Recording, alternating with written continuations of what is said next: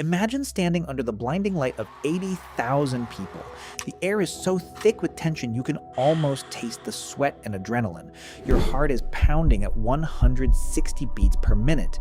Millions of dollars, a city's pride, and your entire legacy rest on the next 90 minutes. You are a peak human specimen, a modern gladiator. But as you look down at your feet, you aren't thinking about tactics. You aren't thinking about the manager's speech. You are making sure that your left sock is pulled exactly 3 inches above your knee. You are making sure that the specific, faded, uncomfortable piece of cloth you've worn for 3 years is touching your skin first, even if it causes blisters, even if it cuts off your circulation. Why does a multi-millionaire athlete, backed by the world's most advanced sports science, rely on a dirty, tight, uncomfortable piece of fabric for success? Today, we step away from the beautiful goals and the roaring crowds. We look down at the grass, into the minds of the elite, to uncover a strange human truth. Why do we create our own discomfort? Just to feel safe. Football, at its core, is a game of beautiful chaos. A single blade of wet grass can cause a slip. A sudden gust of wind can alter a ball's trajectory by an inch. A referee's split-second blind spot can ruin 4 years of hard work. The pitch is an unpredictable, uncaring machine. And the human brain absolutely hates unpredictability. Psychologists call this the illusion of control.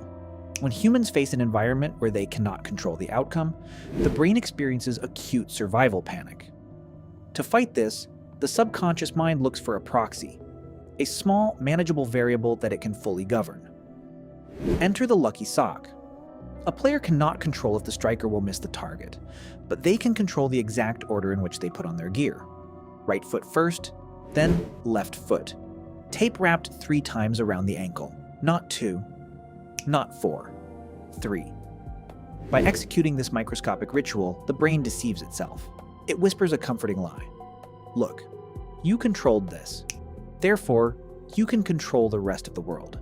To understand why this ritual needs to be uncomfortable, we have to go back 40,000 years. To our ancestors, pattern recognition wasn't a quirk. It was survival. If an ancient hunter wore a specific leaf around his neck and successfully escaped a tiger, his brain hardwired those 2 unrelated events together. Leaf equals life. No leaf equals death. This is known as superstitious conditioning. In modern sports, when a player has the game of their life while wearing a slightly tight, damp pair of socks, the subconscious mind takes a snapshot. It doesn't credit the hours of training or the nutrition. It credits the physical sensation. But why do they tolerate the discomfort? Why cut holes in expensive socks or wear them so tight they bruise? Because discomfort acts as a psychological sensory anchor. When a footballer enters the stadium, the sheer volume of noise and pressure can cause hyperreactivity. The brain gets overwhelmed by external data, leading to what sports psychologists call choking, where your conscious mind tries to take over movements that should be automated by muscle memory. The tight, uncomfortable sock creates a continuous, localized physical sensation. It forces the brain's focus downward, away from the screaming fans and the terrifying scoreboard, and directly into the feet. The discomfort is not a distraction, it is a shield against anxiety. But shields can easily turn into cages. There is a dark, almost obsessive-compulsive side to these football rituals. Many elite athletes don't just prefer their lucky socks, they are terrified of playing without them. Think of players like Johan Cruyff slap-hitting his goalkeeper in the stomach before every kickoff, or Cristiano Ronaldo insisting on being the first to step onto the pitch with his right foot. What happens when the ritual breaks?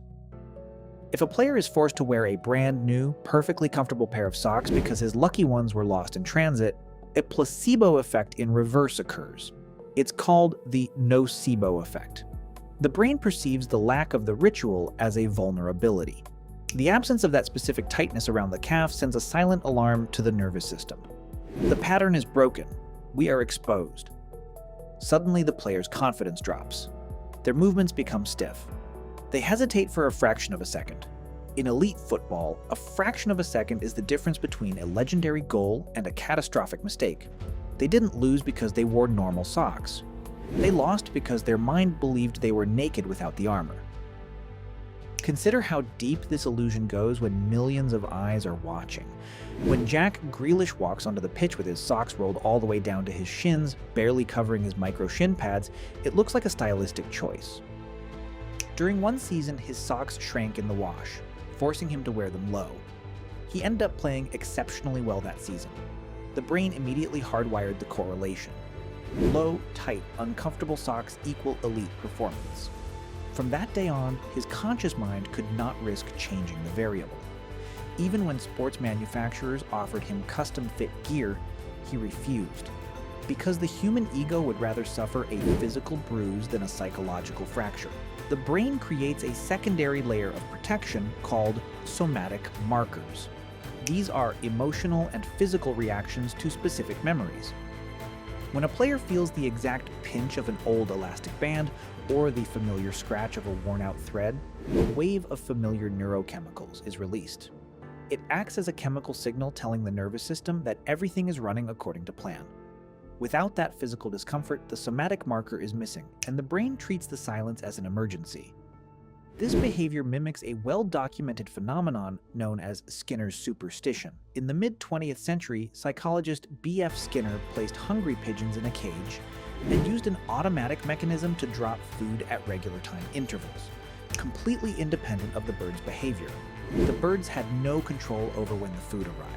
However, the pigeons began to believe that whatever random movement they were doing when the food dropped was the cause of the food appearing.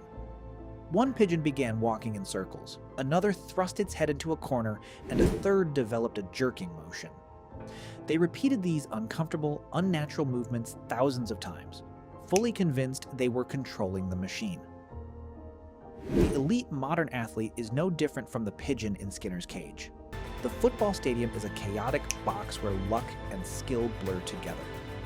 When a player performs a highly specific, complex ritual, they are simply performing their version of the pigeon's dance. The discomfort of the tight sock or the specific tape is a necessary price to pay, because, in their mind, stopping the dance means starving on the pitch. This deep anxiety is amplified by the sheer scale of modern sports tribalism. When 11 players walk onto the pitch, they are carrying the existential weight of an entire community's identity. If they win, an entire city experiences a dopamine spike. If they lose, domestic abuse rates statistically rise, economic productivity dips, and a cloud of collective depression settles over a region. The player knows this. The weight is too immense for a single human mind to bear rationally. Therefore, the subconscious mind breaks the pressure down into a currency it can understand. It trades physical comfort for mental certainty. The tight grip of a sock becomes a micro-straitjacket that keeps the player's inner chaos contained. It is a form of self-imposed discipline. If you can endure the localized pain of a tight, suffocating piece of gear, you convince yourself that you can endure the massive emotional pain of a high-stakes defeat. The ritual acts as a psychological buffer, absorbing the initial shockwave of stadium pressure before it can reach the fragile core of the athlete's confidence. We see this extreme manifestation in the history of the sport's greatest minds.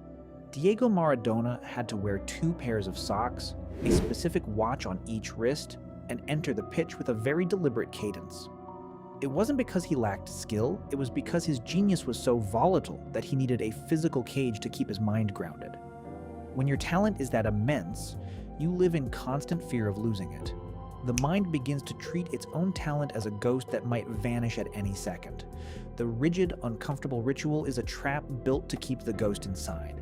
It is a way of saying, if I do everything exactly the same way, my genius cannot escape me.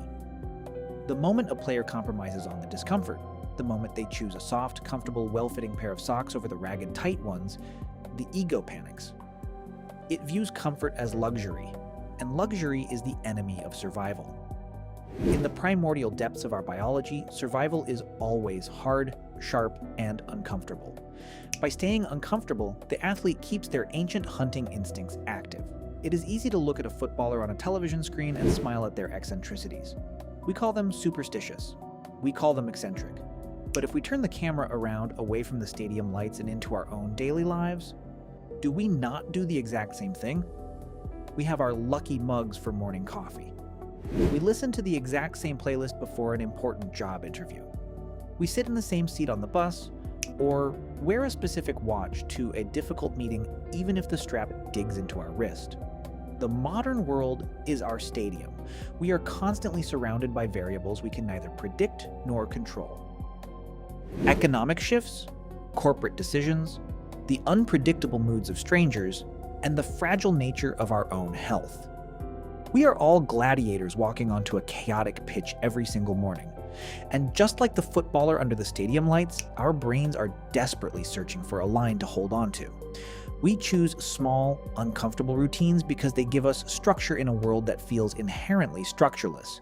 Perhaps the lucky sock isn't about magic at all. It is a monument to human adaptability.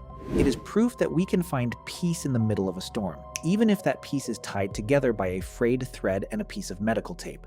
The discomfort we choose reminds us that we are present. It reminds us that we are here, standing on the grass, ready to face whatever the game throws at us.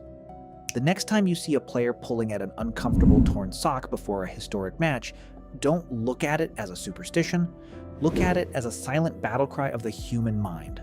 A small, defiant act of control in an uncontrollable universe. Maybe we don't need the world to be perfect. Maybe we just need our shoes to be tied the right way. Thank you for watching.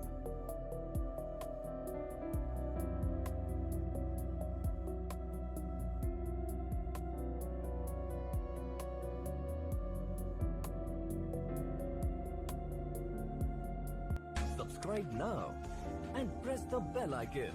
Never miss an update.